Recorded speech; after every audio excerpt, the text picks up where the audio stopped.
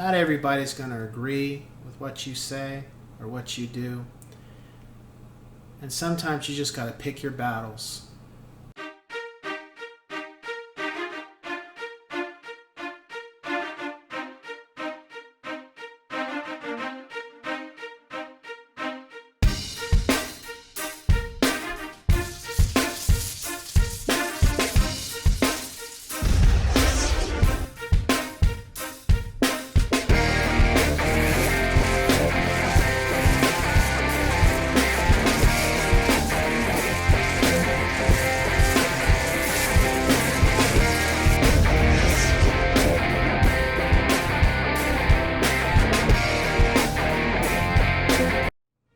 What's up, ladies and gents in Cyberland? Coming back to you with another educational real estate video. So this one really deals with picking your battles and making a decision on what you want to fight for and what some things you just got to be like, you know what, later for that shit. So I'm going to give you guys a couple scenarios personally that I've experienced. I one time had a situation where I had to come out of pocket with my commission to get my client their home.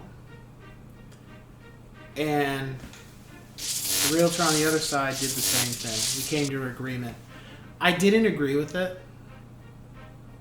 I felt like at the time, I've worked hard for this commission, and for me to have to give up more money out of my pocket to do it, I don't want to do that.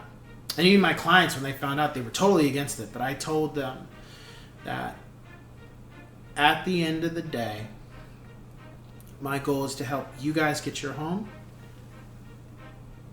And I don't need to win every battle. And sometimes it's not about me. Sometimes it's about the other person. So with that being said, I have continued to be more mindful of picking and choosing battles that I want to get into with people or fight about. I have realized that some people just want to be in control and they want to feel like they're winning and you're losing, and they don't ever want to feel like they lose or they have lost. They always want to make sure that they're the one coming out on top, even if that means they feel that you got screwed and they didn't. I just don't I don't have time for that shit. I have learned that you don't always have to be the person on top to win. You don't always have to be the person out in front to win. Sometimes being humble and just letting a situation just go the way it's supposed to go and don't fight against it is the best course of action. You don't have to have friction every time you're trying to get something done. And that goes not only for being a realtor, but that also goes for being a parent and a husband or wife. Another example.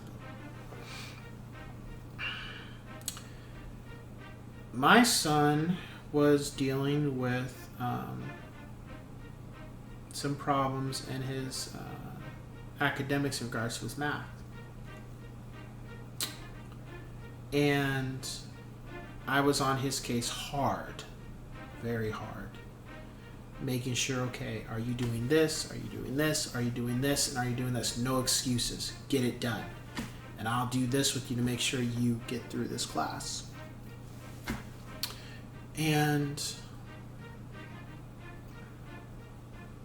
things started turning around, but then there was a couple hiccups that just should not have happened, but they did.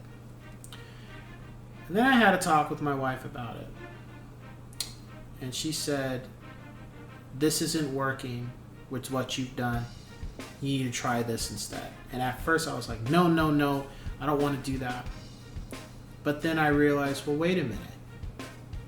She's looking at the situation from afar. she's not involved in the daily activities, and she's coming up with a different solution.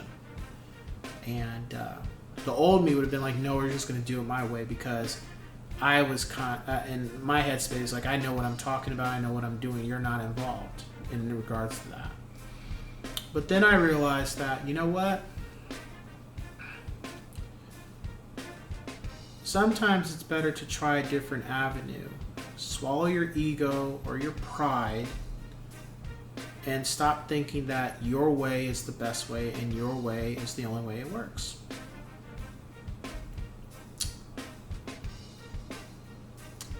And because of that, things have gone even better with my son, with his mathematics, than they did when we were doing it fully my way. Does that mean my way sucked? No.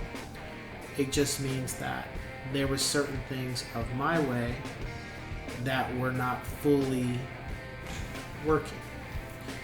And some of those methods needed to be tweaked from what my wife had mentioned in order to make sure that our son did better with his mathematics course. Another example.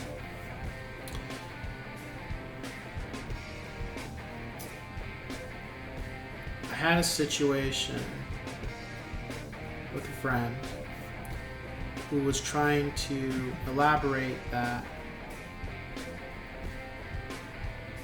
I should have this viewpoint of a certain film, that I should look past or be less inclined to be so